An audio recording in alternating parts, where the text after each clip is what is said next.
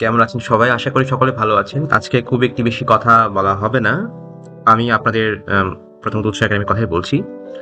আপনাদেরকে একটি ক্লাস নিয়েছিলাম। পার্টস অফ স্পিচ এর সিরিজটি শুরু করার অভিপ্রায়ে একটি ক্লাস শুরু করেছিলাম।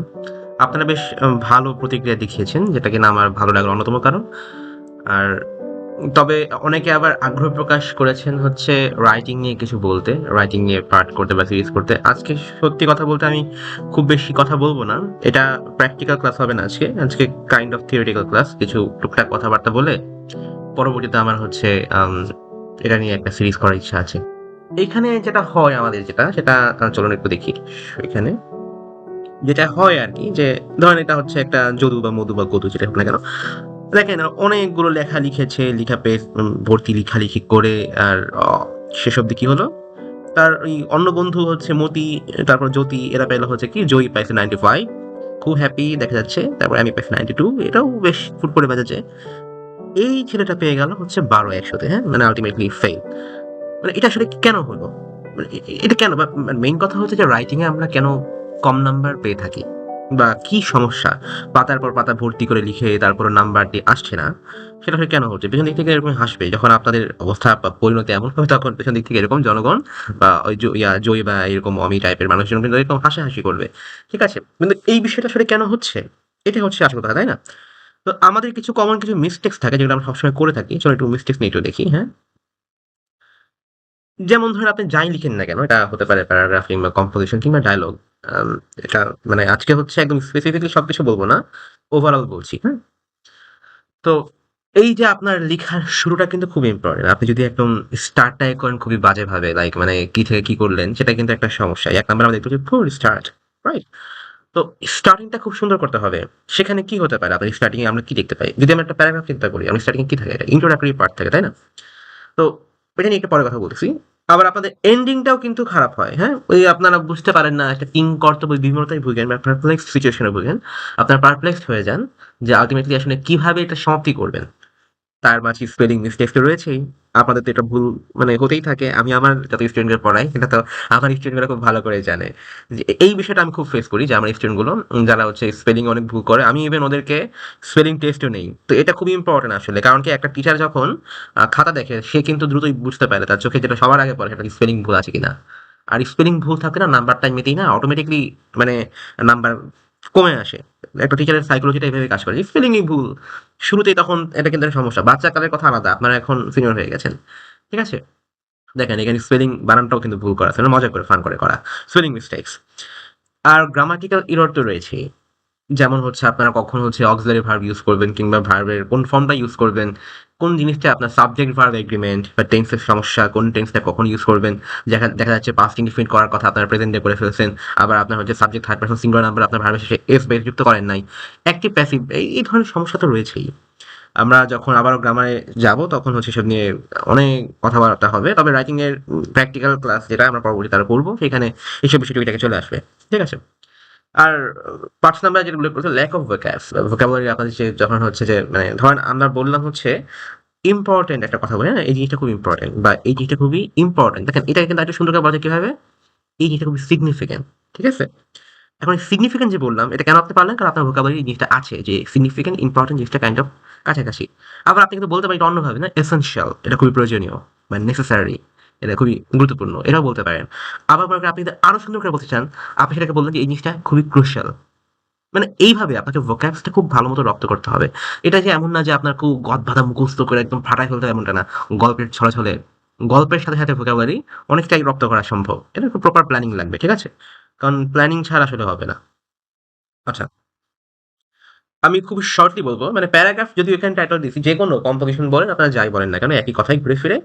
অর্থাৎ আপনার একটা যদি আমি প্যারাগ্রাফে চিন্তা করি, ধরেন হচ্ছে সেটা কি বলা যেতে পারে? এনভায়রনমেন্ট পলিউশন হতে পারে কিংবা হচ্ছে প্রাইস হাইক হতে পারে, লোডশেডিং হতে পারে, যাই হোক না কেন? ধরেন লোডশেডিং চিন্তা করি। বর্তমানে খুবই লোডশেডিং হচ্ছে। আমি আর্জেন্টিনার খেলা দেখতে যাই আজকে। লোডশেডিং এর কবলে পড়ে গিয়েছিলাম। তো এখানে আমরা কি করি? আমরা কিন্তু ইন্ট্রোডাক্টরি একটা পার্ট থাকে না? ইন্ট্রোডাকশন আপনার স্টার্টটা খুব স্ট্রং হতে হবে। ঠিক আছে? কারণ এটা আপনার স্টার্টিংটাই আপনার লেখাটাকে আলোকিত করবে। এই যে সেই বাল্ব, এই যে আপনার সেই যাই হোক না কেন? তো স্টার্টিংটা খুব ইম্পোর্টেন্ট। আপনার স্টার্টিং এ সেখানে কি করতে পারেন? ধরেন ইন্ট্রোডাক্টরি পার্টে আপনি ধরেন জিনিসটা কি? প্রথমত যে জিনিসটা নিয়ে লিখতে বলা হচ্ছে এই জিনিসটার মানে কি, মিনিংটা কি, যদি সম্ভব হয় পারলে আরো শব্দটা কোথা থেকে আসছে, কোন ভাষা থেকে আসছে, সেটা উল্লেখ করতে পারেন, ঠিক আছে? সেটা যদি আপনারা আরো বেশি প্রো টিপস নিতে চান, তাহলে সেক্ষেত্রে সেটা উল্লেখ করতে পারেন যে এই শব্দটি আসছে অমুক জায়গা থেকে, অমুক ভাষা থেকে, like the word etiquette and manner, মানে which is derived from blah blah blah blah blah. তো এরকম খুঁজে দেখবেন, হ্যাঁ, কোন শব্দটা কোনখান থেকে আসে। কিছু আমাদের কিন্তু সবকিছুই ইংলিশ ভাষা থেকে আসে নাই, অনেক সময় দেখা যায় যে গ্রিক থেকে এসেছে, ল্যাটিন থেকে এসেছে। পারলে সেটা উল্লেখ করুন, তারপর পার্টিকুলারলি আপনার কোনটার মিনিংটা কি বোঝাচ্ছে সেটাও ব্যাখ্যা করুন। তারপরে আসেন হচ্ছে ইন্ট্রোডাকশনে, যেটা মোস্ট সিগনিফিকেন্ট পার্ট হচ্ছে ডেফিনিশন। সুন্দর একটি সংজ্ঞা দেওয়ার চেষ্টা করবেন, সুন্দর একটা সংজ্ঞাটা দেওয়ার চেষ্টা করবেন। তাতে এতটুকু হলে আপনার ইন্ট্রোডাকশনটা মোটামুটি খুব ভালো হয়ে যাচ্ছে, হ্যাঁ। যেটা বললাম আমি আবারও বলছি যে এটা হচ্ছে কোন শব্দ থেকে এসেছে, যদি সম্ভব হয় এটা করবেন। তা না হলে অবশ্যই মিনিংটা কি বোঝাচ্ছে বা এই জিনিসটা আসলে কি বোঝাচ্ছে সেটা একবারে বলবেন। তারপর ডেফিনিশন, ডেফিনিশন কিন্তু বোঝাচ্ছে কি সেটা না, মিনিং একটা, ডেফিনিশন একটা, ঠিক আছে? এই বিষয়টাকে খুব ভালো মতো করে একদম মানে ডিফারেন্সটা ক্রিয়েট করে, এটা খুব ভালো মতো করে আপনাকে সাজায় গুছায় একটু বলতে হবে। ইন্ট্রোডাকশনটা খুবই অ্যাট্রাকটিভ হতে হবে।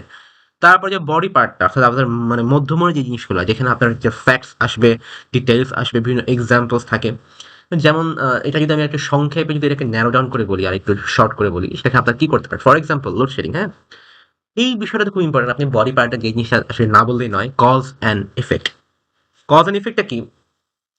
প্রথমত ফ্যাক্টস। ফ্যাক্টসটা কি হচ্ছে? ডিটেইলস বলার ক্ষেত্রে কজ অ্যান্ড ইফেক্টটা খুবই ইম্পর্টেন্ট। কজ হচ্ছে এটা কেন হচ্ছে, আর ইফেক্ট হচ্ছে এটার ফলে কি হচ্ছে। কজ হচ্ছে এটা কেন হয়। ফর এক্সাম্পল লোডশেডিংটা কেন হয়? এটা ব্যাখ্যা করবেন। কিংবা রোড অ্যাক্সিডেন্ট কেন হয়? বা হচ্ছে পপুলেশন যে বাড়তেছে, গ্রোথ ইন বাংলাদেশ যদি বলি, কেন বাড়তেছে? ঠিক আছে? ওই যে মানুষ পয়দা করতেছে, যেটাই করুক না কেন, মানে কোনো বাছ বিচারহীন, কোনো প্ল্যানিং ছাড়া। এটা যেমন একটা পয়েন্ট যে মানুষজন সচেতন না, যে কারণে কিনা হচ্ছে এরকম জনগণ বাড়িয়ে ফেলতেছে তারা অনেক কিছু চিন্তা করে করে। এটা হচ্ছে কজ। আর ইফেক্টটা হচ্ছে এই যে জনগণ বাড়ায় ফেলতেছে, এত জনগণ যে হয়ে গেল, এটার ইফেক্টটা কি? ইফেক্টটা যেমন আমি যদি সংক্ষেপে বলি, আপনার আম বাসস্থান কম হবে, মানুষ বেশি, তার মানে বাসা-বাড়ি কম খুঁজে পাবেন না, যানজট হবে রাস্তাঘাটে, তারপর চাকরির সমস্যা হবে, পরীক্ষা দিতে অ্যাডমিশন টেস্টে জনসংখ্যা বেশি হবে। মানে সবকিছুতেই আপনার মারা খাওয়াটা আর কি মানে বাধ্যতামূলক হয়ে যাবে, যাই হোক না কেন। আ তো এটা হচ্ছে আপনার বডি পার্টের কথা বলতেছি। কজ অ্যান্ড ইফেক্টটা খুব important. Fact, cause and effect, এই বিষয়গুলো আপনার খুব সুন্দর করে তুলে ধরতে হবে। এক্সাম্পল সহকারে, রিয়েল এক্সাম্পল দিতে পারলে আরো ভালো। যদি সম্ভব হয় তাহলে স্ট্যাটিস্টিক্স, অর্থাৎ পরিসংখ্যান কিছু দেখাতে পারেন গুগলে সার্চ করে। যেমন হচ্ছে অমুক বলেছে এই সেই এত এত পার্সেন্ট এই চলতেছে বর্তমানে, রোড অ্যাক্সিডেন্টের পার্সেন্টেজ ধরেন একটা একটা একটা স্ট্যাটস দিয়ে দিলেন কালেক্ট করে, সঠিক হইতে হবে বাই দ্য ওয়ে। আর হচ্ছে কনক্লুশন পার্টটা, এটাও মোস্ট সিগনিফিকেন্ট পার্ট, যেখানে আমরা অনেক ভুল করি। আমরা হচ্ছে আমাদের কমন যে কথাবার্তা সেটা আমি পরবর্তীতে বলবো যখন প্র্যাকটিক্যাল ক্লাস হবে আমাদের, আই মিন প্র্যাকটিক্যাল যখন দেখানো হবে রাইটিং গুলো। যেমন কনক্লুশন আমরা কি করি, কিছু না কোনো কিছু না আকাশ থেকে নাজিল করি, government should take a proper step. ঠিক আছে? মানে গভর্নমেন্ট সব কাজকর্ম সব কিছু দায়িত্ব government, government should take a proper step to blah blah blah blah blah. মানে সবই গভর্নমেন্ট করে দিবে। দেখেন গভর্নমেন্ট করুক, কিন্তু কনক্লুশন পার্টে মনে রাখবেন একটা রিকমেন্ডেশন পার্ট রাখতে হবে, ঠিক আছে? অর্থাৎ এই যে সমস্যার কথা বলছি, লাইক সেটা হোক সেটা লোডশেডিং কিংবা এনভায়রনমেন্ট পলিউশন, প্রাইস হাইক, যাই হোক না কেন, তো সেটার রিকমেন্ডেশন পার্টটা হচ্ছে এটা কিভাবে সলিউশনটা দেওয়া যায়, শুধু গভর্নমেন্ট না, গভর্নমেন্ট কি করতে পারে, এটা তো আপনার জানা থাকতে হবে। বা আপনার আর কি কি মনে হয় সেই সেই টেক এ প্রপার স্টেপটা কি, ওই প্রপার স্টেপটা আসলে কি, এই বিষয়টা ব্যক্ত করতে হবে। হ্যাঁ, এই জিনিসটা আপনি যখন উল্লেখ করবেন তখন বিষয়টা আরো সুন্দর হবে। আজকের ক্লাসটা আমি আরো দীর্ঘ করব না, কারণ আজকে বললাম শুরুতেই যে কাইন্ড অফ থিওরিটিক্যাল ক্লাস, এরপরে আমরা দেখব। ওকে, ধন্যবাদ সবাইকে, স্বাগতম, আসসালামু আলাইকুম।